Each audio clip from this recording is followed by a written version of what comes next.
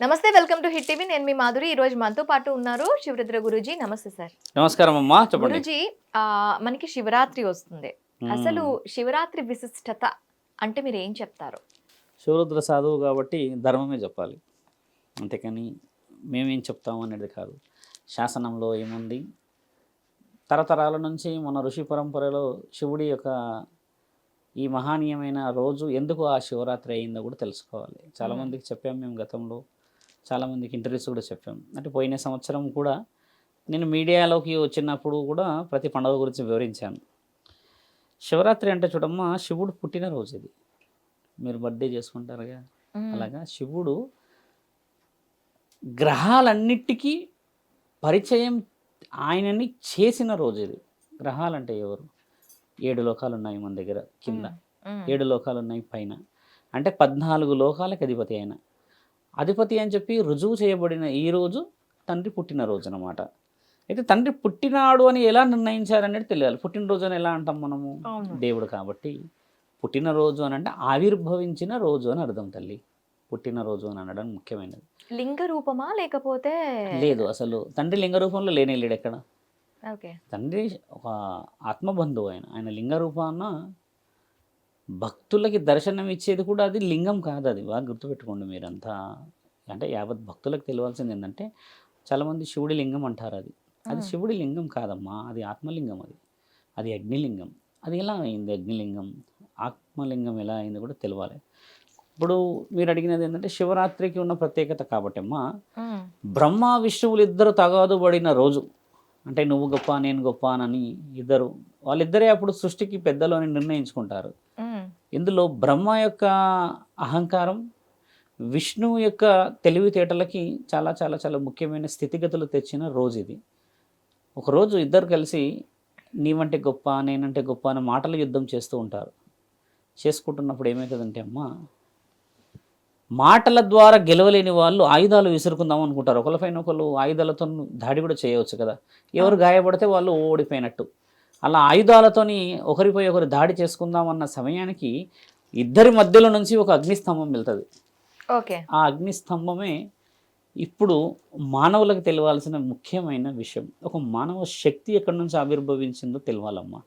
గతంలో కూడా చెప్పాను నేను. ఆ స్తంభం అనేది అలా పైకి వెళ్ళినప్పుడు ఆ వేడిని తట్టుకోలేక, ఆ కాంతిని తట్టుకోలేక వీళ్ళిద్దరూ ఒక నిర్ణయంకి వస్తారు. ఎక్కడి నుంచో వచ్చింది ఈ మాయా అగ్ని స్తంభం. దీన్ని కనిపెడితే, ఎవరు మొదట కనిపెడితే వాళ్ళే గొప్ప. ఎందుకంటే వీళ్ళిద్దరు అప్పటికి నువ్వు గొప్ప నేను గొప్ప అని గొడవ పడుతున్నారు కదమ్మా. సరే పద వెళ్దాం, పద కనిపెడదాం అని చెప్పేసి మహావిష్ణువు వచ్చేసి శ్వేత వారాహమూర్తి, అంటే వారాహ రూపంలో తండ్రి కిందికి వెళ్తాడు కనిపెట్టడానికని. తండ్రి శ్వేత హంసలాగా, అంటే తండ్రి వాహనం కూడా బ్రహ్మది హంస ఇప్పటికి కూడా. ఆయన గారు అలా వెళ్ళి పైకి వెళ్ళిపోతారు వెతకడానికని. ఇద్దరు అలా పైకి బ్రహ్మ వెళ్తాడు, కిందికి తండ్రి వెళ్తాడు మహావిష్ణువు. వెళ్ళినప్పుడు అమ్మ ఎంత కిందికి వెళ్ళినా మహావిష్ణువు కనిపెట్టలేకపోతాడు. ఇంకా నేను అలసిపోయాను, నేను కనిపెట్టలేను దీన్ని, ఇంకా బ్రహ్మే కనిపెట్టిండవచ్చు, బ్రహ్మ గొప్పవాడేమో అన్న ఆలోచన వస్తుంది అప్పటికి ఆయనకి. ఇక విష్ణువు పైకి వచ్చేస్తాడు ఇక ఒప్పుకోవడానికని. అప్పటికి బ్రహ్మ ఇంకా వెతుకుతూనే ఉంటాడు, పైకి వెళ్తూనే ఉంటాడు తల్లి. పైకి వెళ్ళినప్పుడు అక్కడ నుంచి పైనుంచి మొగలి పువ్వు పడుతూ ఉంటుంది.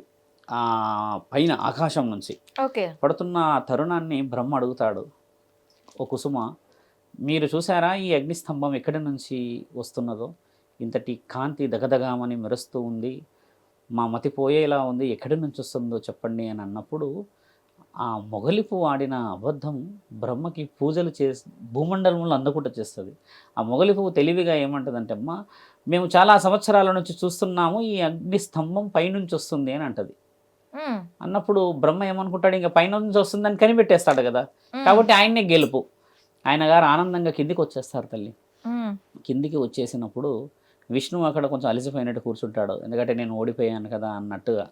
అప్పుడు బ్రహ్మ వచ్చేసి విష్ణు మహానీయుడు చెప్పిన మాటలు వింటాడు. బ్రహ్మ, నేను చూడలేకపోయాను ఎక్కడి నుంచి వస్తుందో, కాబట్టి మీరే గొప్పవాళ్ళు అని అన్నప్పుడు బ్రహ్మ, నేను చూశాను, అది ఆ అగ్నిస్తంభన చాలా పైనుంచి ఆకాశం నుంచి వస్తుంది అని అంటాడు.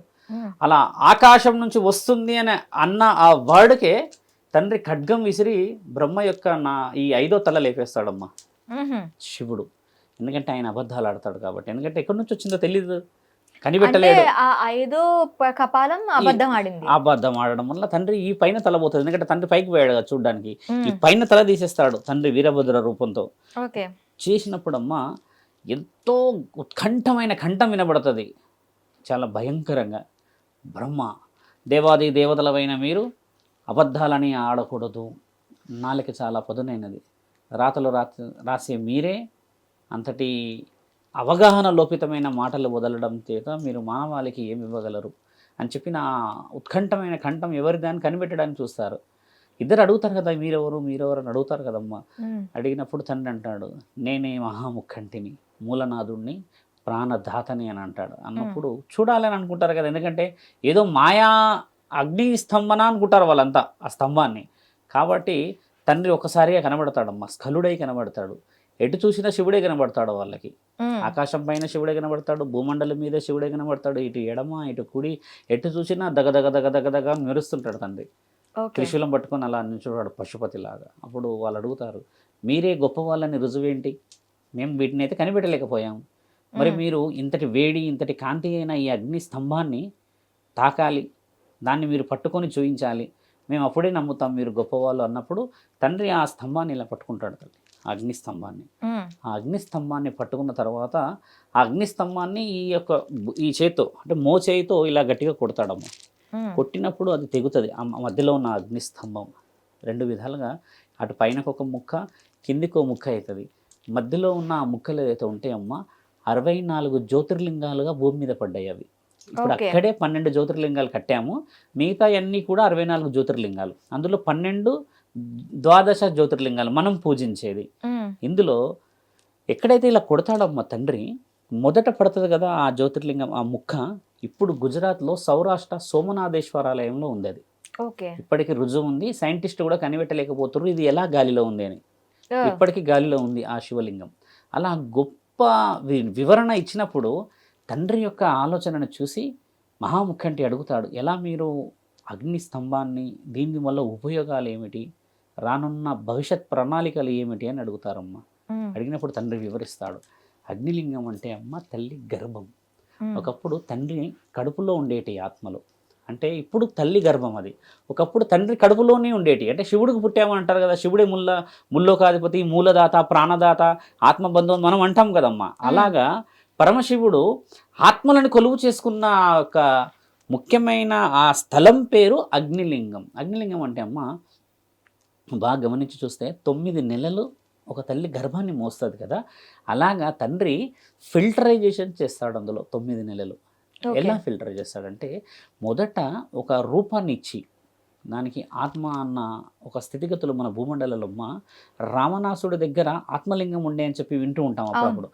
అయితే ఈ అగ్నిలింగంలో అమ్మ ఒక 6 నుంచి 7 నెలలు అయిన తర్వాత దాన్ని ఆత్మలింగంలోకి వేస్తాడు తండ్రి. ఆత్మలింగంలోకి వేసినప్పుడు దానికి ఒక చలనం ఏర్పడుతుంది. ఆ చలనానికి కదలిక ఇస్తాడు 9వ నెలకి అన్నమాట. ఇప్పుడు సేమ్ అదే జరుగుతుంది మానవ శరీరంలో కదా. ఇలా నేను ఆత్మలను సృష్టించి ఆ ఆత్మలకి సంబంధించిన వివరణని నేను శరీరాల ద్వారా సృష్టికి కావలసిన నియమ నిబంధనలను పాటించడానికి చేస్తాను, నేను ప్రాణదాతని అని చెప్పి తండ్రి ఒప్పుకుంటాడు అక్కడ. వీళ్ళు చాలా ఆశ్చర్యపోతారు ఆ విషయానికి, అంతటి వివరణ అలా ఉందా, ఆత్మలింగం అలా వచ్చింది, తర్వాత చూస్తే అగ్నిలింగం ఇలా వచ్చిందా అని అంటారు. ఈ రెండిటికి వివరణ మానవ శరీరాలకి చెప్పాలి, ఎందుకంటే వివరణ తెలియాల్సిన అవసరం ఉంది. అగ్నిలింగం మానవ శరీరంతో ఎలా సంబంధమై ఉన్నదంటే అమ్మ, ఒకప్పుడు శరీరాల ద్వారా పుట్టకపోయేవాళ్ళు మనుషులు. ఇప్పుడు స్త్రీ పురుషుల కలయికతోనే శరీరాలు ఉన్నాయి. ఇప్పుడు అండం పిండం కలిస్తేనే ఒక బిడ్డ రూపం ఏర్పడుతుంది కదా, అలా లేకుండే తండ్రి ఇక్కడ 9 నెలలు పెట్టి ఆత్మలింగం చేసి ఆత్మలింగాన్ని ఒక పండులో పెట్టేవాడు. ఆ పండు నుంచి ఒక రూపాన్ని ఇచ్చేవాడు. ఆ రూపం పేరు స్త్రీయా పురుషుడు అని ఉండకపోయేది, అది కేవలం ఒక ఆత్మ అంతే. ఆత్మలింగం అనేది ఉండేది, రూపం లేకుండే. అయితే శరీరం మాత్రము ఒక సౌష్ఠవత్వం ఇచ్చేసి వ్యవసాయం చేసుకోవడమా, మంచి పనులు చేసుకోవడం, లేక దైవాధీనమైన పనులు చేసుకోవడం అనేది తండ్రి నియమాలు ఉండేటిది. అయితే 2 ఆత్మలని తండ్రి సృష్టించిన తర్వాత ఒక పండులో పెట్టేవాడు. అంటే 9 నెలలు, మీ దాకా చెప్పింది కూడా తల్లి గర్భం అనేది అనేది పండు. ఆ అగ్నిలింగంలో 9 నెలల వ్యవధి అయినప్పుడు తండ్రి వచ్చేసి దాన్ని ఒక పరిపూర్ణమైన స్థితికి తెచ్చి ప్రాణం పోసేవాడు.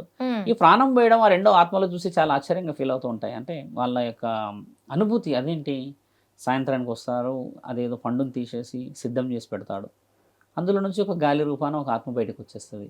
దానికి పనులప్పి చెప్పేస్తాడు, తదాస్తు అని వెళ్ళిపోతాడు. ఇదేమిటి అని ఆలోచించేసి అసలు అందులో ఏమున్నదో అని మన వాళ్ళు చూడాలని కొంచెం ఉత్సాహాన్ని ప్రదర్శిస్తారమ్మా. నెక్స్ట్ డే తండ్రి వచ్చేలోపు ఆ పండు తీసేసుకుంటారు. తీసేసి తెంపుతారు అక్కడి నుంచి ఆ పండు. తెంపినప్పుడు తీసి అంత వివరంగా చూస్తే ఏముండదు అందులో. కానీ పండులో ఏం కనబడతలేదు ఏంది అసలు దీని వివరణ. ఎందుకంటే ముల్లోకాధిపతికి ఏంటంటే ఎవరు పట్టుకుంటారో వాళ్ళకే కనబడుతుంది ఆ శక్తి. తర్వాత తండ్రి వచ్చే సమయానికి ఈ పండు గబగబా ఇద్దరు సగం సగం తినేస్తారమ్మా. ఇద్దరికి ఉన్నారు కదా ఆడ కళాకారులు. తీసేయడం చేత ఆ పండుని తండ్రి వచ్చేసి కనిపెడతాడు. ఈ కొమ్మలో నుంచి ఒక పండు కిందికి తీశారు, ఏదో జరిగింది ఇక్కడ అని చెప్పేసి తండ్రి ఆశ్చర్యాన్ని వ్యక్తపరుస్తాడు. ఏం జరిగింది ఇక్కడ అంటే చెప్పరు వాళ్ళు. ఇకపైన నేను రావాల్సిన అవసరం లేదని నాకు అర్థమయ్యింది. మీరే మానవుల అభివృద్ధి కార్యక్రమాలని, మీ జీవన వృద్ధి కార్యక్రమాలను చేసుకోవచ్చు, తదాస్తు అస్తు అని చెప్పేసి తండ్రి ఆశీర్వాద బలం ఇచ్చి ఎనికి మరుతూ ఉంటే వీళ్ళు కొంచెం అక్షర్యంతో భయంతో వచ్చి అడుగుతారు, మమ్మల్ని క్షమించండి, మేము ఆ పండు తీసాం, మీరు రారు అన్న ఆ తరుణం మాకు భయాన్ని కలిగిస్తుంది. అసలు ఎందుకు ఏంది అంతరార్థం? ఇప్పుడు మీరు వచ్చే ప్రతిరోజు ఒక గాలిని ఒక ఆత్మని సృష్టించి వెళ్తారు. ఇక్కడ మీరు లేనిది మేము ఎలా సృష్టించుకోగలం? మాకైతే అంత శక్తి లేదు, మీరు సృష్టించిన వాళ్ళమే మేము కదా అని కొన్ని వ్యక్తపరిచినప్పుడు అమ్మ తండ్రి వివరిస్తాడు. ఏం చేశారో చెప్పండి అని అంటే, పండు తీసాము, పండు తీసాక ఈయన గారేమో దాంట్లో అంతా వివరణ చూసేసి మీరు వస్తున్న సమయానికి మొత్తం తినేశాడు. ఆ బయట మొత్తం పండు అంటే బయట లోపల ఉంటుంది కదా, బయట ఉన్నదంతా తినేసాడు. తర్వాత మిగిలినదంతా సగాన్ని నేను తినేసాను, ఆ లోపల ఉన్న పండు అదంతా తినేసాను అంటాడు. తండ్రి చిరునవ్వు నవ్వి అంటాడు, పైన తిన్న వాళ్ళు గర్వాన్ని దాలుస్తారు, లోపల తిన్న వాళ్ళు వీర్యాన్ని దాలుస్తారు. ఇక్కడ ఎవరైతే బయట తింటారో వాళ్ళకు అండాశయాలు విడుదలవుతాయి, ఎవరైతే లోపల పండును తిన్నారో వాళ్ళకు పిండం విడుదలవుతుంది. ఆ అండం పిండం కలిగినాక నేను బ్రహ్మాండాధిపతిని కాబట్టి గర్వానికి నేను ఆత్మని పంపిస్తాను, అది 7వ నెల కానీ 5వ నెల కానీ అంటాడు. అన్నప్పుడు వాళ్ళకి మళ్ళీ ఆశ్చర్యం, అలా ఎలా, అసలు ఎలా కుదురుతుంది అని అన్నప్పుడు ఇద్దరి మధ్యలో చలనాలు మొదలవుతాయి. అప్పటి వరకు వీళ్ళు గాలి రూపాన్ని వాళ్ళు చేసే పనిలో ఉన్న వాళ్ళు రూపం ఎత్తుకుంటారమ్మా. స్త్రీ రూపం, పురుష రూపం. ఇది పురాణాలలో కూడా రాసింది మన దగ్గర బాగా. కొన్ని స్టోరీస్లో వచ్చే ఆడమ్ అండ్ యాపిల్ అని కూడా కొన్ని స్టోరీస్లో ఉన్నాయి. సిగ్గు వచ్చిందంట, సిగ్గుపడిందంట అని కొంతమంది కూడా చెప్తూ ఉంటారు. ఇలా తండ్రి ఏం చేస్తాడంటే అమ్మ వాళ్ళకి ఆ ప్రాణానికి సంబంధించిన విషయం ఇచ్చాక, మీ ఇద్దరు ఏ రోజైతే వివరణకి ముందుకెళ్ళినారో ఆ తర్వాత జరగబోయే కార్యక్రమంలో నా అనుమతి లేనిది ఆత్మ మీ శరీరములకి రాదు కాబట్టి నేను బ్రహ్మాండాధిపతిని అని అంటాడమ్మా. అనేసి తదాస్తు అని వెళ్ళిపోతాడు. అలా సృష్టి ఆవిర్భావం మొదలైంది అని చెప్పేసి తండ్రి వివరిస్తాడు అక్కడ వాళ్ళకి. ఆ వివరణని చూసిన బ్రహ్మ విష్ణువులు అసలు ఎంతటి స్పష్టత, ఎంతటి ఆలోచన, మేమే మీరు గొప్ప నేను గొప్ప అని కొన్ని విషయాలు మాట్లాడుతూ వస్తున్నప్పుడు అసలైన గొప్ప అసలైన వివరణ మీరు ఇచ్చారన్నప్పుడు బ్రహ్మ ఆ తల తీయడం చేత అమ్మ భూమిపై నీకు పూజలు ఉండవు, దైవ కార్యక్రమం చేయాల్సిన నీవు నాలుకతో అబద్ధాలు ఆడడం చేత నీవు రాతం మాత్రమే రాయగలవు, పుట్టుక మరియు మరణం అనేది కూడా నీకు తెలియదు. రాత మాత్రమే రాస్తాడు బ్రహ్మ, అంతేకాని దానికి ఒక ఎండ్ పెట్టడు, ఒక స్టార్ట్ ఉండదు. అందుకని ఆయన ఏం చేస్తారంటే ఓన్లీ జనరేటర్ అయిన అంతే. తర్వాత ఆర్గనైజేషన్ చేసేదంతా విష్ణు మహానీయుడు. అలంకరణ, జీవిత లక్ష్యాలు, ఉద్యోగము, సంసారం, సౌభాగ్యం, మంచి చెడులు అన్నీ ఆయన ఇప్పుడు తండ్రి చూసుకుంటాడు మహావిష్ణువు. ఆ తర్వాత అంతిమ స్థితి అంటే నిన్ను నీ యొక్క స్థితిగతిని పూర్వ వైభవానికి తీసుకెళ్ళడానికి నిన్ను అగ్నిలింగంలోకి మళ్ళీ కలుపుకుంటాడు ఆయన. అంటే డిజాల్వర్, అంటే నిన్ను ఆయన ఏ పరిస్థితి వచ్చినా కూడా మరణం తథ్యం. కాబట్టి జన్మ కావాలంటే పరమశివుడి ద్వారానే ఆత్మబంధన, మరణం కూడా పరమాత్ముడి దగ్గరికి పోవడానికని స్వీకరించడానికి శ్మశానంలో కూర్చుంటాడు. ఇంత శాస్త్రం దాగుంది కదా ఇందులో. ఆ రోజు వాళ్ళందరూ నిర్ణయించుకొని ఒక మహానీయుడి యొక్క ఆలోచనలను మెచ్చి బలమైన పండగ చేస్తారమ్మ వాళ్ళు. ఆ చేసిన పండగని మెచ్చింది పరమశివుడు కాబట్టి ఆ రోజు మహాశివరాత్రి ఒకవాడు. రెండో వాడు ఈ వివరణ అంతా జరిగింది అరుణాచల క్షేత్రంలో. ఇప్పుడు ఉంది కదా అరుణాచలం, తమిళనాడులో ఉంది కదా, ఆ అరుణాచల క్షేత్రంలో జరిగింది ఈ విషయం. అప్పుడు అంటే చాలా చాలా పురాణమైన విషయాలు. అలా జరిగినది దైవాధీనమైన ఒక రోజు తల్లి శివరాత్రి. రెండో విషయం వచ్చేసి ఒక రాక్షసుడికి బ్రహ్మ వరం ఇస్తాడు. అహం లేని వాడి చేతిలో నా మరణం ఒకే దెబ్బతోనే చావాలి, ఒకే ఒక దెబ్బతోని చావాలి, ఆయన గారికి అహం ఉండకూడదు అంటారు. ఇప్పుడు అహం లేని వాళ్ళు ఎవరున్నారు ఈ లోకంలో? కంపల్సరీ అహం ఉంటుంది ఎవరికైనా. ద్వేషము, దుఃఖము, మంచి చెడు అన్నీ అయితే ఉండక తప్పదు ఒక శరీరంలో. కానీ అహం లేనివాడు ముక్కంటి. ఎందుకు లేదు అన్న విషయం తెలుసుకోవాల్సిన సమయం కాబట్టి అమ్మ గరళం వచ్చేసి ఆయన కంఠంలో ఉంటుంది. గరళాకంఠుడు నీలకంఠుడు అంటారు కదా, విషాన్ని మింగిన వాళ్ళకి మరి ఏ స్వార్థం ఉంది తల్లి? ఎందుకంటే లేదు. అమృతాన్ని దేవతలకు ఇచ్చేసి ఆయన విషాన్ని పెట్టుకున్నాడు కాబట్టి ఆయన గారికే స్వార్థం లేదని రుజువు చేస్తారు అక్కడ. అయితే బ్రహ్మన్ అవుతాడు, ఉరియమ్మ వీడు ఇలాంటి వరం కోరుకున్నాడు, అసలు ఈ సృష్టిలో ఎవరు లేరు అలాగా, ఎవరికైనా అహం తప్పదు అది. సరే ఏదో మొత్తానికి అయితే అటు ఇటు ఆలోచన చేసి తదాసు అని వెళ్ళిపోతాడమ్మా. వెళ్ళిపోయిన తర్వాత ఆయన గారు చేసిన కొన్ని భూమండలానికే కానీ దైవానికే కానీ మంచి కార్యక్రమాలు, సృష్టికి చేసిన కొన్ని కార్యకలాపాల వల్ల సృష్టి చాలా బాధపడుతుంది. ఆ పడిన తరుణాన్ని మహాముఖంటి ఆ రాక్షసుని చంపుతాడు. ఆ చంపిన రోజు కూడా శివరాత్రి. ఓకే. అలా చంపినప్పుడు తండ్రి ఏం రుజువు చేయబడతాడు అంటే, ఇక్కడ మళ్ళీ వివరణ ఏముందంటే, తండ్రి 2 చేతులు ఇలా పెట్టి కొడతాడు తల్లి, ఇలా పెట్టి. ఆయన ఒకటే దెబ్బతోనే చావాలన్నాడు కదా, ఇక్కడ గుండెల మీద కొడతాడు తండ్రి వెళ్ళి. ఆయన చేసిన ఆ పనులకి దేవతలు వచ్చి తండ్రిని మొరపెట్టుకుంటారు, మీరే రక్షించాలి ఆ రాక్షసుడితో అన్నప్పుడు తండ్రి ఒక దెబ్బ కొట్టగానే ఆ రాక్షసుడు అడిగిన మొదటి ప్రశ్న ఏంటంటే, ఎవరయ్యా నీవు, నాకెందుకో నువ్వు కొట్టిన దెబ్బ ప్రాణం పోయేలా కనబడుతుంది అని అన్నప్పుడు మిగతా దేవతలు చెప్తారు, మీరు అడిగిన వరం ఆయననే. అంటే అలా ఎలా మేము నమ్మాలి అని అంటే తండ్రి గొంతు చూపిస్తాడు. కర్కాటేశ్వరుడు ఉన్నాడు కదా, ఆ గొంతు పైన ఆయన గారి కింద ఉన్నది వాసుకి దేవి చిమ్మిన ఆ విషం. ఆ విషయాన్ని మింగిన ఆ పరమాత్ముడు దేవతలకి చిరస్మరణీయంగా చిరంజీవులు కావడానికి అమృతాన్ని ఇచ్చాడు. కాబట్టి ఆయన గారికి అహమే లేదు కదా, అందుకని నీకు చావు ఉంది అని అంటాడమ్మా. దేవతలంతా హర్షం వ్యక్తపరుస్తారు. ఆ వ్యక్తపరిచిన రోజు కూడా శివరాత్రి. ఓకే. ఇప్పుడు 3వ స్థితిగతులకు ఉండేది ఏంటంటే అమ్మ, పార్వతీ పరమేశ్వరుల కళ్యాణం జరిగిన రోజు కూడా శివరాత్రి. తండ్రి అమ్మని పెళ్లి చేసుకుంటాడు. ఎలా పెళ్లి చేసుకుంటాడో చూడండి, వివరణ చాలా ముఖ్యం. ఇక్కడ ఇద్దరు ఉన్నారు, పార్వతీదేవి రూపాలు 2, సతీదేవి ఒకటి, పార్వతీదేవి అలా ఉండదు. సతీదేవియే పార్వతీ మాత. సతీదేవి అనేది ఎక్కడ వచ్చిందంటే, తల్లి వచ్చేసేసి దక్షుడు చేసిన యజ్ఞంలోకి వెళ్ళడం చేత సతీదేవి అన్న బిరుదుని అమ్మ ఎంచుకోబడ్డది. ఎలా ఎంచుకోబడ్డదో కూడా మీకు వివరిస్తాం. తల్లి ఏమంటుందంటే, తండ్రిని తల్లి చూసి చాలా ఇష్టపడుతుంది. ఆయన ప్రేమ, ఆయన అనురాగము, ఆయన యొక్క దీక్ష, నియమాలు, నిబంధనలు ఇవన్నీ చూసి చాలా ఇష్టపడుతుంది తల్లి. తండ్రిని చాలా చాలా చాలా చాలా తీవ్రమైన ఇష్టం వ్యక్తపరిచిన తర్వాత తండ్రి కూడా అమ్మను ఒప్పుకుంటాడు. తల్లికి స్వయంవరం చేస్తుంటారు దక్షుడికి ఏంటంటే అమ్మ స్వయాన మామకి అల్లుడు అంటే ఇష్టం ఉండదు. ఇక్కడ దేశదిమ్మరి, ఎప్పుడు చూసినా విభూతి పూసుకుంటాడు, దుమ్ములో ఉంటాడు, దుస్తులు ఏమీ ఉండవు, ఆ పులి చర్మము ఏనుగు చర్మము చుట్టుకొని ఎక్కడో కూర్చుంటాడు శ్మశానంలో అని కొన్ని వ్యక్తపరుస్తాడు. ఏ తండ్రికైనా బిడ్డ బాగుండాలనే ఉంటుంది కాబట్టి ఆయన ప్రేమ ఆ విధంగా చూయిస్తే, తల్లి పార్వతీమాత మాత్రం ఆయనని మహారాజులాగా యువరాజులాగానే చూస్తుంది. చూసిన ఆ తరుణం ఏర్పడినప్పుడు స్వయంవరం ప్రకటిస్తారు మన పార్వతీమాతకి. వచ్చిన రాజులందరూ ఇంకా వారి యొక్క విద్యలు, వారి యొక్క అన్ని ఆలోచనలు చూపిస్తున్న తరుణంలో తల్లి ఎవరిని నచ్చదు. తండ్రిది విగ్రహం ఉంటుంది అక్కడ. ఎందుకంటే తండ్రి పెళ్లి చేసుకోక ముందుకు ఆయన ముల్లోకాధిపతి, అంటే ఆయననే పశుపతినాథుడు అంటారు ఆయన. అంటే ఆయన ప్రతి జీవరాశికి ఆయనే అధిపతి అనమాట. ఆయన గారిని చూసి ఆ విగ్రహం అక్కడ ఉన్నది చూస్తారు. అక్కడ ఉన్న భటులు, రాజులు అంతా వీళ్ళందరూ ఏం చేస్తారంటమ్మా, ఆ రాజమందిరంలోకి తండ్రి విగ్రహం కూడా తీసుకొచ్చి పెడతారు అక్కడ పూజకి. అమ్మ ఏం చేస్తుంది అంటే, వీళ్ళందరినీ వదిలిపెట్టేసి దండ తీసుకెళ్ళి ఆ విగ్రహానికి వేసేస్తుంది. నాకు ఈయన నచ్చాడు.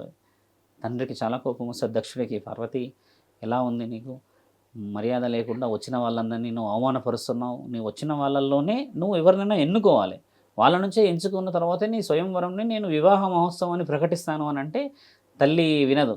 తండ్రి విగ్రహాన్ని ఇలా పట్టుకుంటుంది, కొంచెం బాధపడినప్పుడు పిలువు ఆయన గారిని అని చెప్పి గట్టిగా అరుస్తాడు. అడిగినప్పుడు తల్లి బాధపడ్డప్పుడు ఒకసారి ఆ విగ్రహంలోకి తండ్రి వస్తాడు. వచ్చేసి పార్వతీమాతను తీసుకొని వెళ్ళిపోతాడు. ఇలాగ తీసుకొని వెళ్ళిపోయిన తరుణం మన దగ్గర దక్షయజ్ఞం అనే సినిమాలో ఉంది. మన దగ్గర ఆ ఎన్టీఆర్ గారు తీశారు, చాలా వివరంగా చూపిస్తారు. చాలా బాధ అవుతుంది.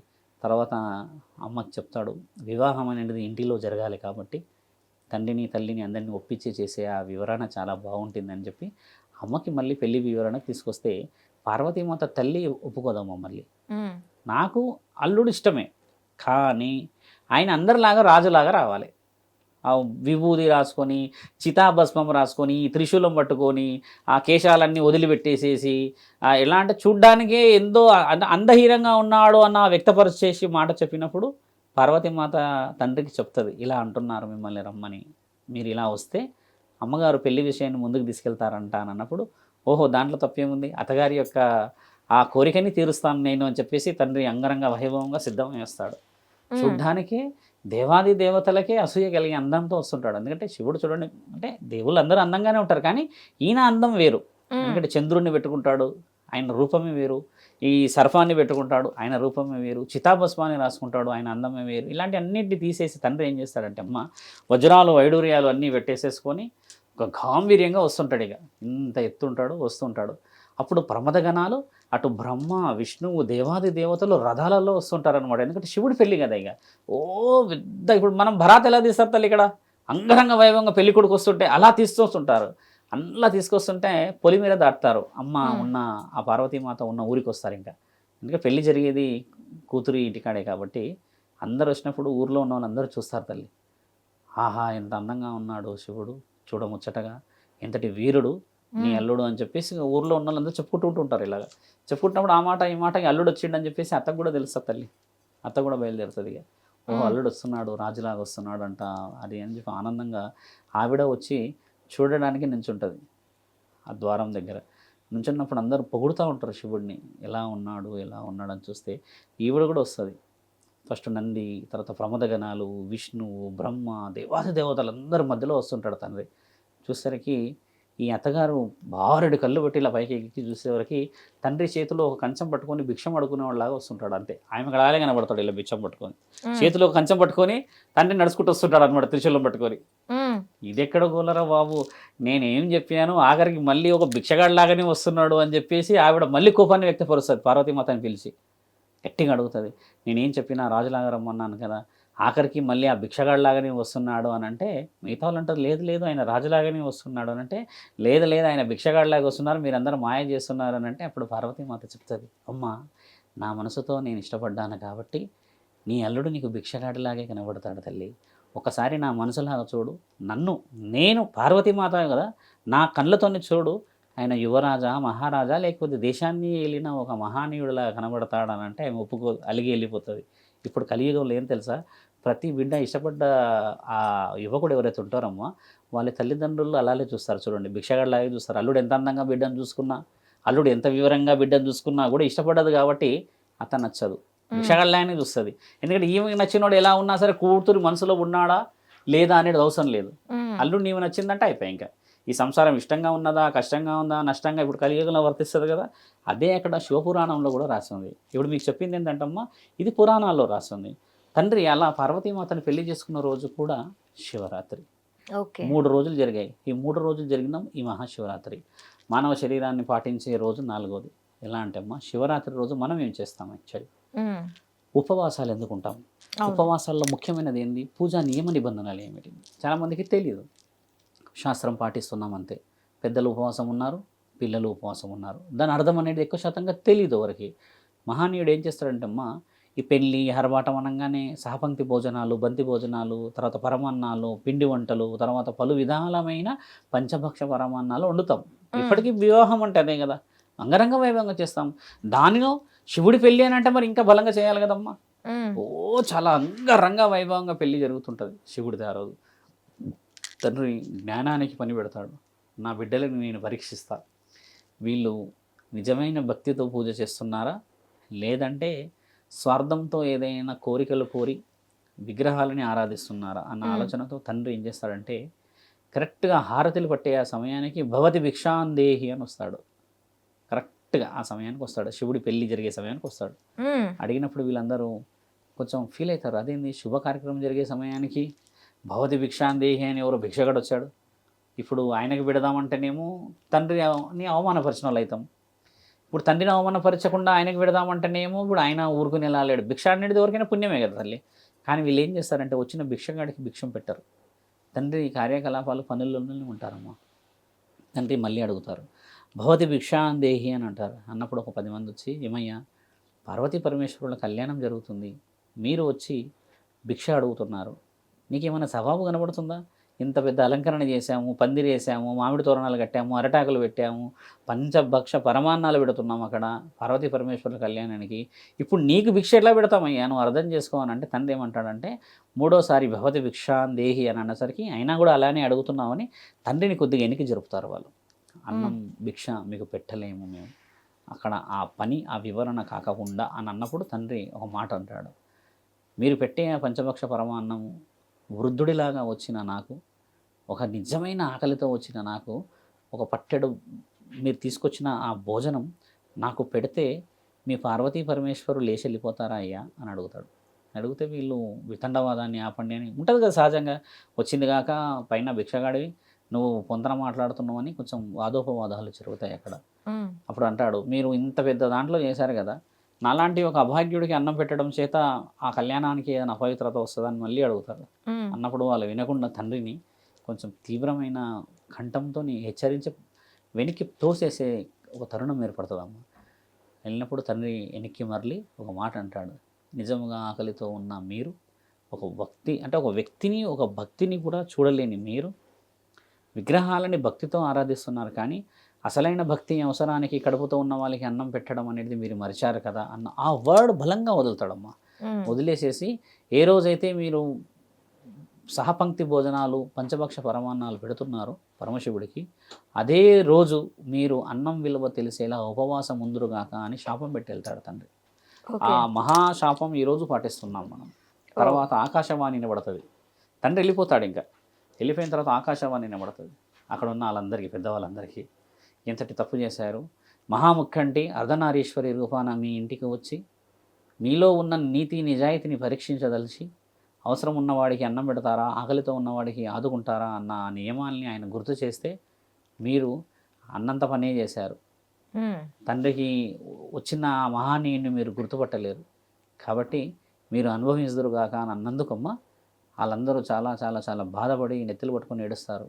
మహాముఖంటే వస్తే మేము చలనం లేకుండా ప్రవర్తించింది కాక తండ్రిని తిరస్కరించాము అని చెప్పేసి చాలా చాలా చాలా బాధపడి అమ్మ ఇప్పటికీ ఆ శివలింగం పైన అన్నంతోని అభిషేకం చేస్తారు శివరాత్రి రోజు. ఎందుకంటే తండ్రి తింటాడేమో అన్న ఆశతోనే. కానీ ఇంతవరకు నా తండ్రి ఇక్కడ తినలేడే, ఏ శివలింగం కాదు, ఏ విగ్రహాలు కూడా తినవు, అదైతే వాస్తవమే. కానీ నిజంగా ఎదురు చూసే వాళ్ళది, నిజంగా వాళ్ళ కోసం చేసే పండుగనే శివరాత్రి అమ్మ.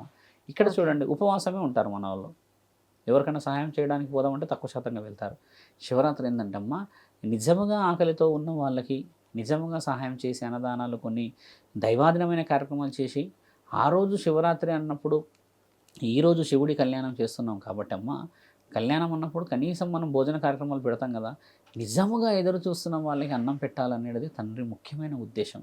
ధూప దీప నైవేద్యాలు అభిషేకాలు ఇవన్నీ తండ్రి ఆశించడమ్మా. ఆశించేది ఒకటే, అంతఃకరణ శుద్ధి, మనశ్శాంతి, నిజముగా అవసరం ఉన్నవాడికి మేమున్నాము అనే అవసరానికి వెళ్ళడమే. ఇదొక్కటే ఆయన ఆశించింది. శాస్త్రం చెప్పింది కూడా అదే. చేసుకుంటావు నువ్వు, పూజ అయితే ఆగదు ఎలాగో, కానీ పండగ రోజన్నా ఏదన్నా పెడతారని ఎదురు చూసే ఎందరో అభాగ్యాలు ఉన్నారు కదా, అలాంటిది చెయ్యాలని కూడా నిర్ణయించిన రోజే ఈ మహాశివరాత్రి. ఇది శివరాత్రి రోజమ్మా. ఓకే గురుగారు, థ్యాంక్ యూ అండి, థ్యాంక్ యూ వెరీ మచ్. నమస్కారం. హిట్ టీవీ యాప్, ఇందులో short news, live news, entertainment shows, movies, digital magazines తో పాటు మీ జిల్లా వార్తలను కూడా ఫ్రీగా చూడొచ్చు. అంతేకాదు కేజీ నుంచి పీజీ వరకు విద్యార్థులకు స్కాలర్షిప్ కూడా అందిస్తున్నాం. ప్రతి వారం 10 మందికి లక్కీ డ్రా ద్వారా ఒక్కొక్కరికి 10,000 రూపాయలు అందిస్తున్నాం.